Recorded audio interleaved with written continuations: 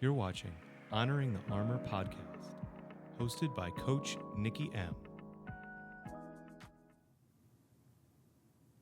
Friends, welcome back to another episode of Honoring the Armor. Listen, I have been through it, but I survived. I survived the World War Z strain of COVID. Don't get the new strain. Don't get it. Don't get it. I'm telling you, it's going to cause things that you never thought about it causing. But I'm back. I survived. Now, listen, you know that I think and really, really believe that every guest that I have is special and wonderful. And I'm so appreciative to anyone who takes the time to lend their time and their voice, their experiences, their thoughts and their heart to having these conversations, these really important conversations with me. This guest is certainly no exception to that. This is another special, wonderful guest. It is our very own producer of Honoring the Armor podcast, Mr. D.W. Morton. Thank you, Nicole, and thank you to everybody watching us today. Really, it's different for me being, on this side of the camera, but I'm really excited, and I thank you for asking me to do this. I thank you for saying yes. Absolutely. I don't think I really had any other choice. He had a choice, y'all. You had a choice. I did. But really, I might be a producer, but more than anything, I am just so loved by you. There is no other choice that I had to make. Aw, now it seems like you didn't have a choice. So thank you for coming. I think it's really interesting that you're here after my favorite Morton, Sue, was a guest on the podcast because I'm very interested in just what you have to say in general about what we've been talking about, but you had a prime opportunity to hear the things she had to say. Some of those stories that she shared, you had never heard, you didn't know those things. And you got to maybe hear her thoughts on whether or not, on what you said when I asked you if you know her as a woman. So before we get into that, because I definitely want to get into it. I'm sure you do. I do. I want to ask you, you've been really, really on this entire journey, the whole ride, right? And very, very supportive the entire time. But I want to take you back to when I said I want to do a podcast. Yeah. And, will you help me do this? What were you thinking when I first said, I want to do that? So I think what I was thinking was that it's going to be amazing. Because did you think that? Really? I did. Whatever you do is going to be amazing. I know this. Mm-hmm. It might not be on the timeline that you want it on. It might not be exactly the way that you imagined it. Mm-hmm. But it's going to be amazing. And every one of the episodes, very different and very unique, have all been wonderful. Thank you, honey. Did you really watch them all? I did. I had a front row seat. That's true. That was a weird question, y'all. Okay, you did watch them all. You had no choice, huh? When I started talking about, adult children and parents, right, who realized that they don't really know each other deeply and fully. Do you think when I first started sharing that with you, so I shared information about the book that I read, I shared my feelings about my deep desire to know my mom as a woman and just kind of mapping things out for you. Do you think that when I first started talking about it, that it really resonated with you at all?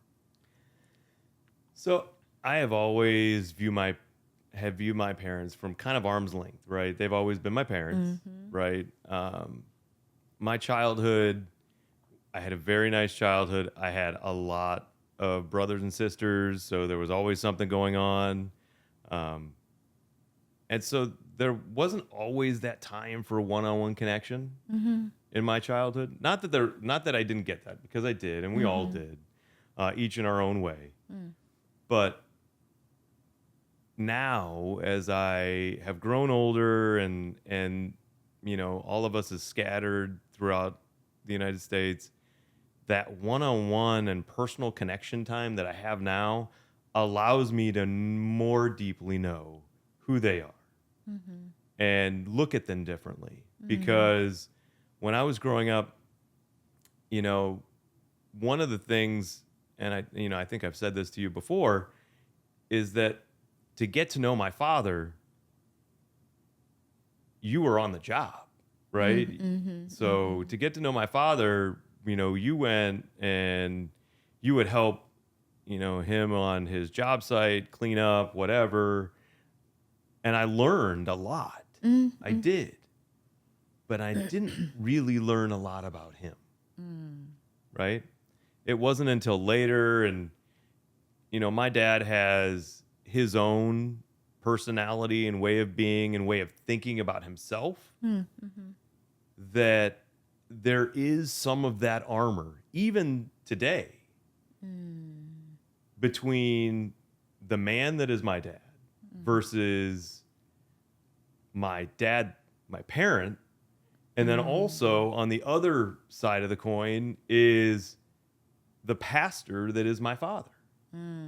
That's an extra layer. It is a big extra layer. And sometimes I think for him, and especially for us on the outside, separating all of that can get very confusing. Okay. So who am I talking to today? Am I talking to the pastor? Am I talking to my dad? Or am I talking to just Like another man? Right? Oh, that's right. Yeah. I get So, it. my mom was always lovely. She's my favorite Morton too. No, you cannot. I can. Pick another one. Get your own. No, she was mine first. He's gonna get his own, y'all. No. I mean, Timothy's definitely a close second, but your brother's going, the minute he sees this, he's going to be calling you. Absolutely. And I can't wait for it. He's my favorite sibling. Let's put it that way. Of course, now he's trying to roll it back. Now I'm Oh, going to my get calls Lord. from my sisters Oh, and everything. Lord. It's going to be fun. What did you think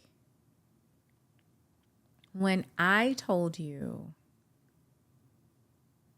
sitting at our kitchen table for a while, like over an hour, I had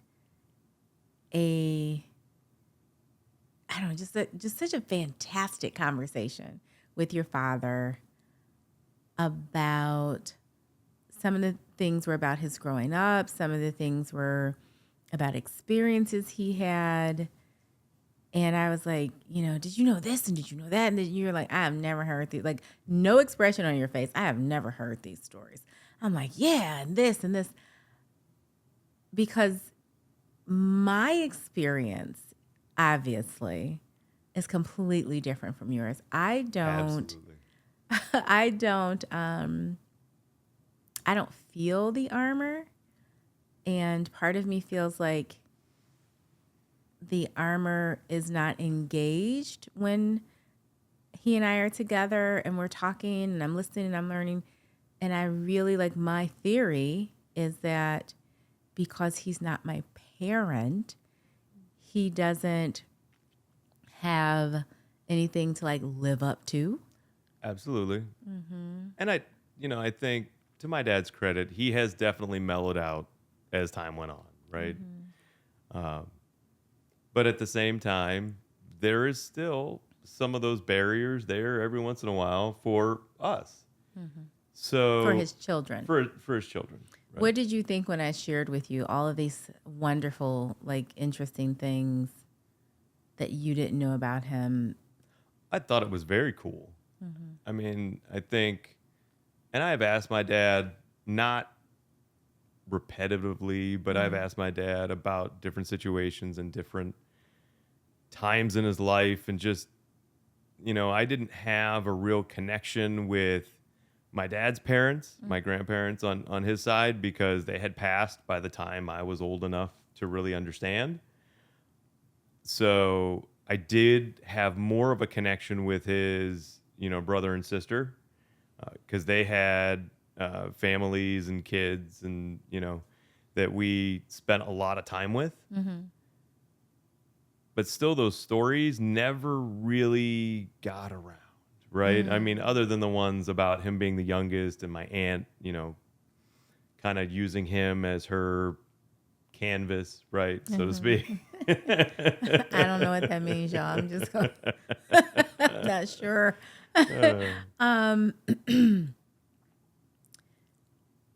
Did you, or even do you, right, through this journey and through, I think the ways that I've experienced him differently, has that developed any kind of like desire in you to connect with him in a way that you didn't growing up? Absolutely. I think one of the things about this journey and kind of living vicariously through you and your guests, what is it I don't know? A lot of what I remember, and we talk about armor, and my mother's a saint, but I remember specifically when she told us she was going back to school. My mom was around when we were younger all the time. That's privilege. Very much so. Okay. Very much so. Now, she worked, right? But, for the most part, she was there when we were there, right? And so my mom was 38, and I never forgot. I don't think she want us telling everybody That's fine. She was 38, and you never forgot. I never forgot, because that was a seismic change, right? Because she was not around so much. Right. And at that point in time, I was probably 10, right? Give or take. So it was going to be very different not having her around. And so having to rely on my older sisters a little bit, changed that dynamic as well, I think. But yeah. So you have thought about this. You've been living vicariously through my guests and myself, witnessing me like unabashedly pepper my mother with questions on the phone, in person, not in a harassing way. Like, y'all, calm down. I'm not harassing her. But just needing and wanting more of her personhood, her womanhood.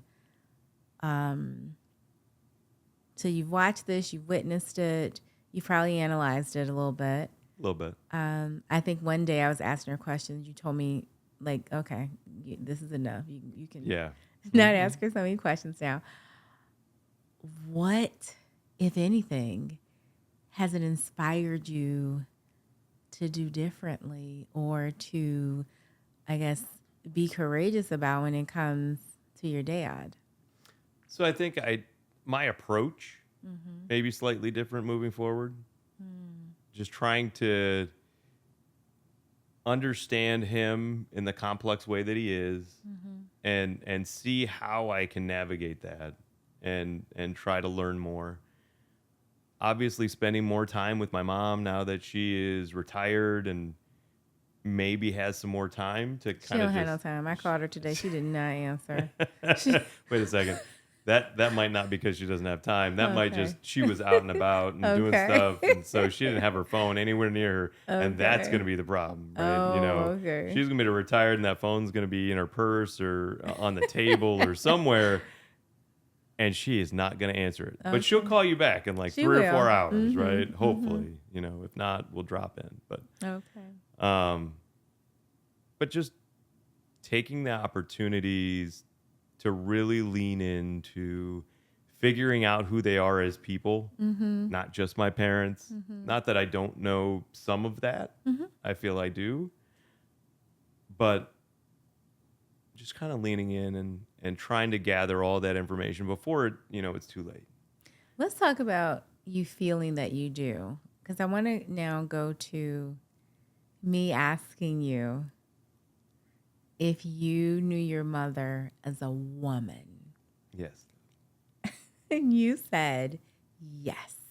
I did. And I said, are you sure you? Yes, yes, I do. And then I asked you to tell me, well, what do you know about her as a woman?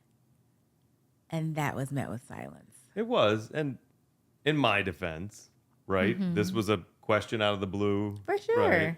And I was actively doing other things at the time of the question. But if I had to do it all over again, my mom is the sweetest, kindest person on this earth. She is a lover of the arts. She is just this fire of will to do and learn and be.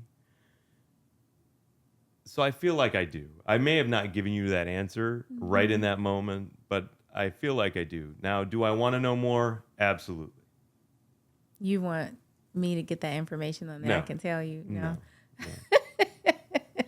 We can get it together, right? No, I like my own time with her. I don't, Okay. don't, All right. Don't I encroach see. upon my stuff. I understand. Okay. Why do you think? Because I don't think you are a person who jumps on the bandwagon. You really march to the beat of your own drum. And that's just, who you are. And one of the many, many good things about you. So I don't think that you are now being, I think, introspective about this just because it's something that I'm doing and something that others are doing. I think you have to have decided that it's important to you. Why is it important to you? So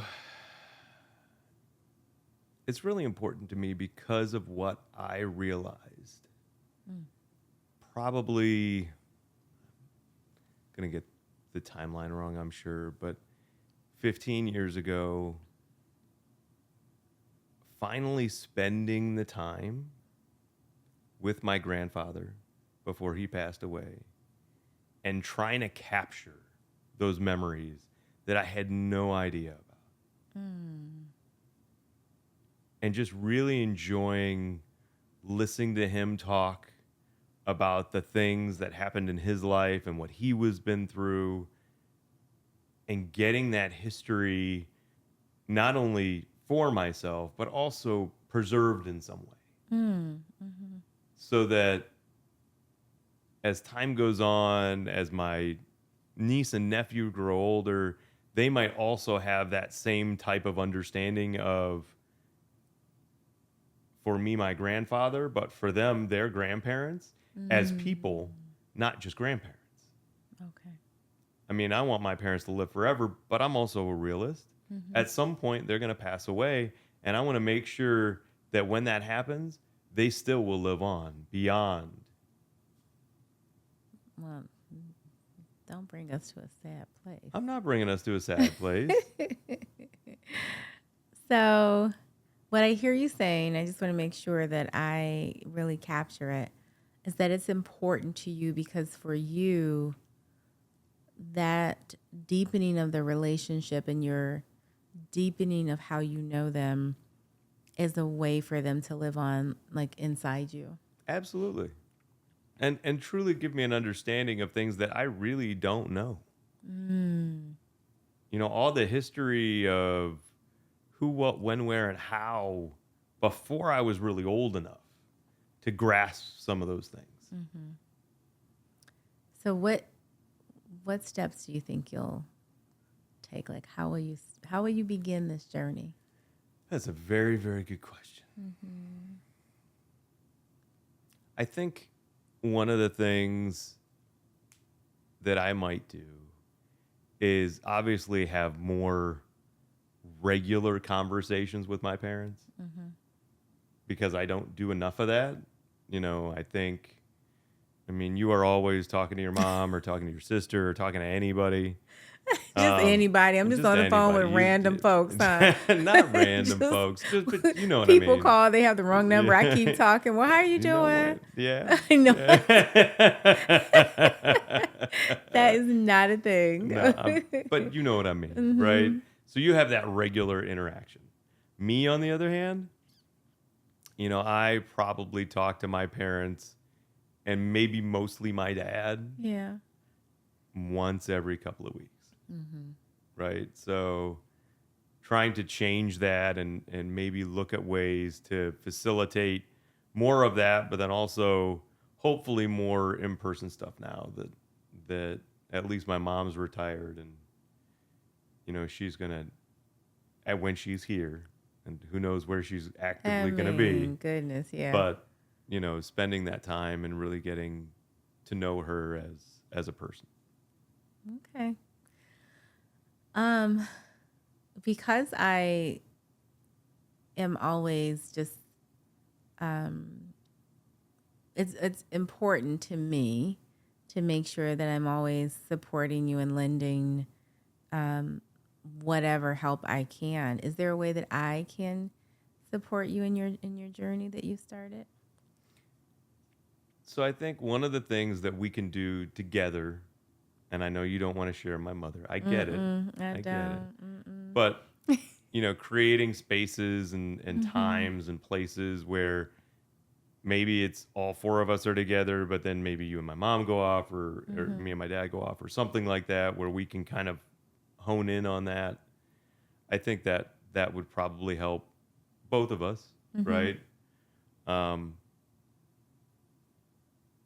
yeah, just helping me create space. I think that would be I can that'd do be good. that. I know you I can. think it's very important to really note how courageous it is for you to say, this is something that I didn't think about before. Now that I'm this age and my parents are this age, this is what I'm thinking about now. And I'm going to put some action behind it because I think, a lot of people think about a lot of things, right? And they think about it until death, right? And they never do anything or move forward. And so I do want to acknowledge, because it can be scary because sometimes our parents, they like that arm's length separation, right? Absolutely. Sometimes it's because of things that they have experienced that have been hurtful or traumatic to them, or growing pains that they're still living with that they don't want to, expose, or they don't want to scratch at a scab. And so they have lots of reasons of their own sometimes for enjoying that arm's length relationship. So it does take, I think, courage and vulnerability on everybody's part. And so again, I just want to tell you I'm very proud of you. Thank you. Thank you. for And I do know that there are probably areas that we will not approach on day one. I call them landmines. Absolutely. Absolutely. We have had a lot of joy, but a lot of sorrow at the same time. And so understanding that and knowing what I know obviously will help me navigate that a little bit more. Okay, I love that. Tell me kind of because I think this is a desire that that's being birthed in you right now. And I think, as you said, growing up, you had a good childhood and you were very accustomed to your mom being there. You knew that if you wanted to spend time with your dad, you went to work with him, right? And that was what you did growing up. But was it any part of you growing up that wanted to ask more questions, deeper questions, that wanted to, as that, 12 or 15-year-old, kind of see them through a closer lens? So I'm going to say no. And I think one of the things that, and we all have our different family dynamics, right? One of the things in my family was we didn't communicate all that much, right? So not that we didn't communicate at all. Obviously, we communicated, but there wasn't a whole lot of conversation. There wasn't a whole lot of, family type conversation, right? So not that there's anything wrong with that, and there's no judgment there at all.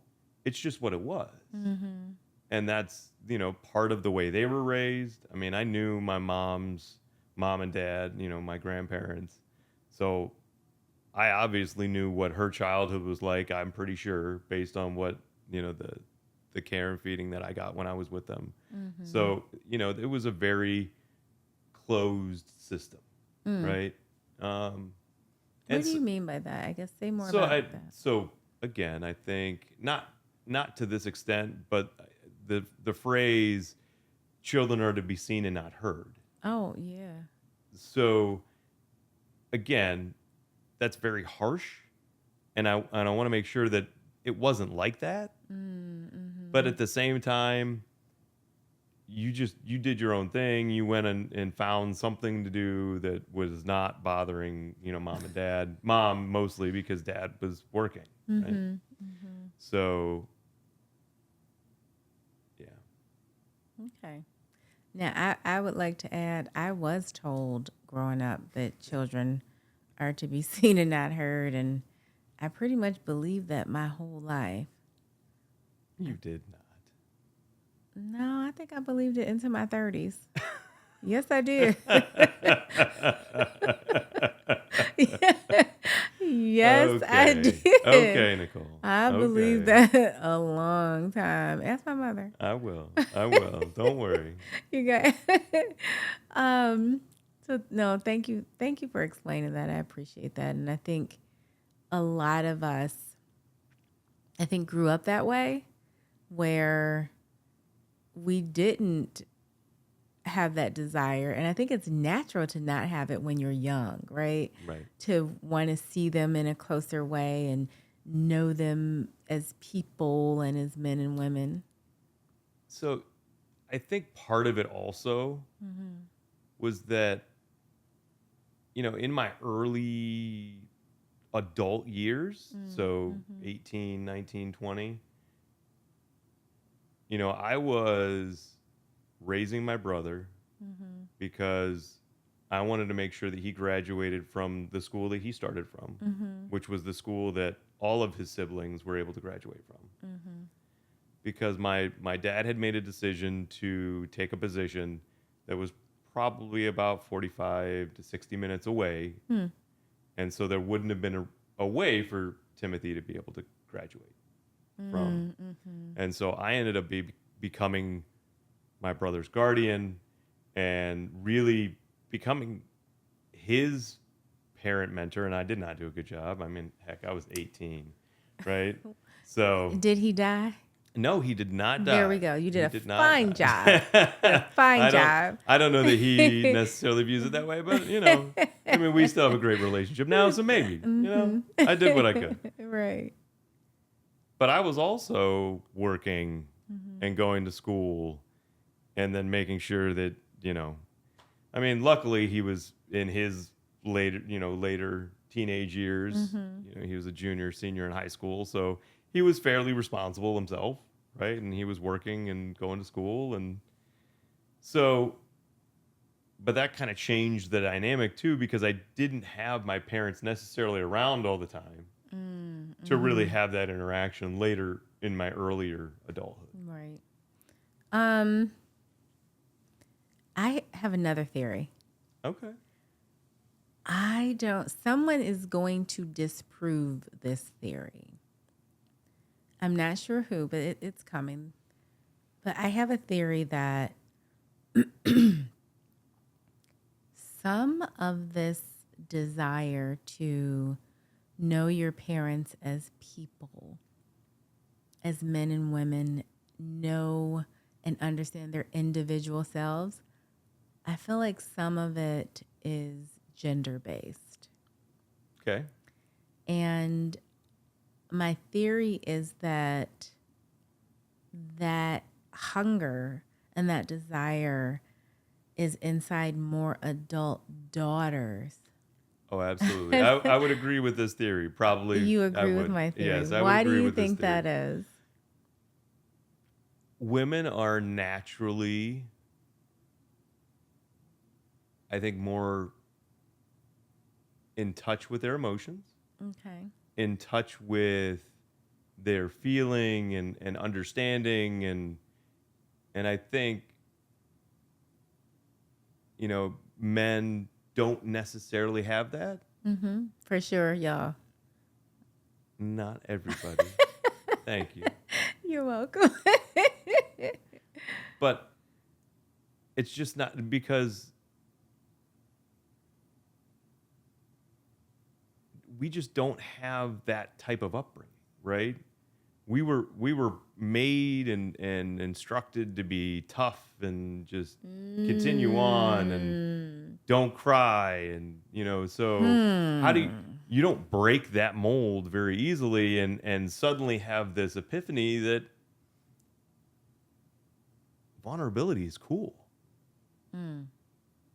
Vulnerability may save my life one day. So maybe it's not what I hear you saying really is, maybe it's not gender based. Maybe it's about how we raise and rear daughters versus how we raise and rear sons. I think it could be both. Okay. This is a yes and. I think it's a yes and. Okay. I do. Somebody's going to come along and totally blow this theory out of the water. But I do. Hopefully they're going to do it in the comments. I mean, yeah.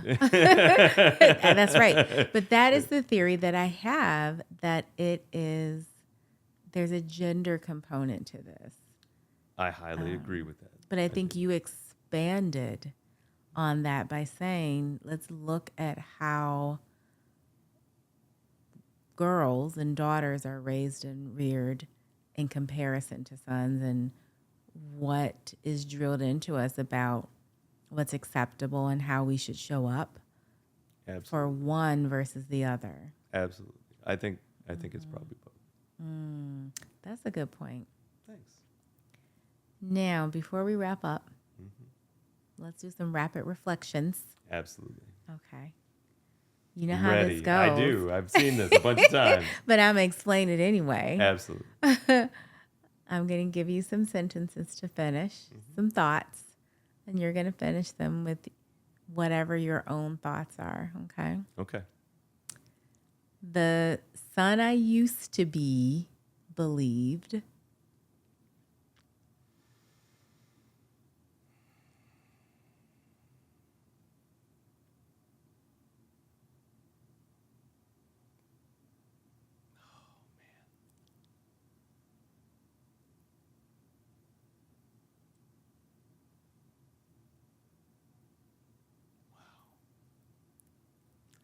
Son I used to be believed.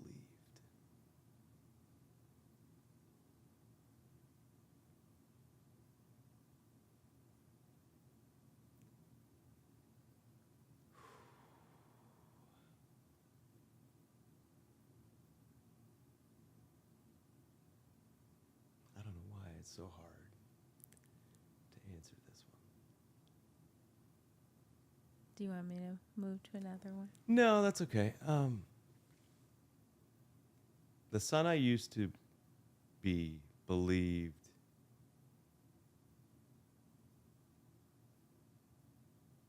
that I was their favorite. I'm just going to stare into the camera. Yeah. He had the most pregnant pause ever. Didn't we think he was going to say something so deep? And he was like, that I was their favorite. Yeah. I'm just going to stare into the camera. I'm just going to talk to our friends and family the rest of the time. Okay. And so the son that I am now knows that I am their favorite.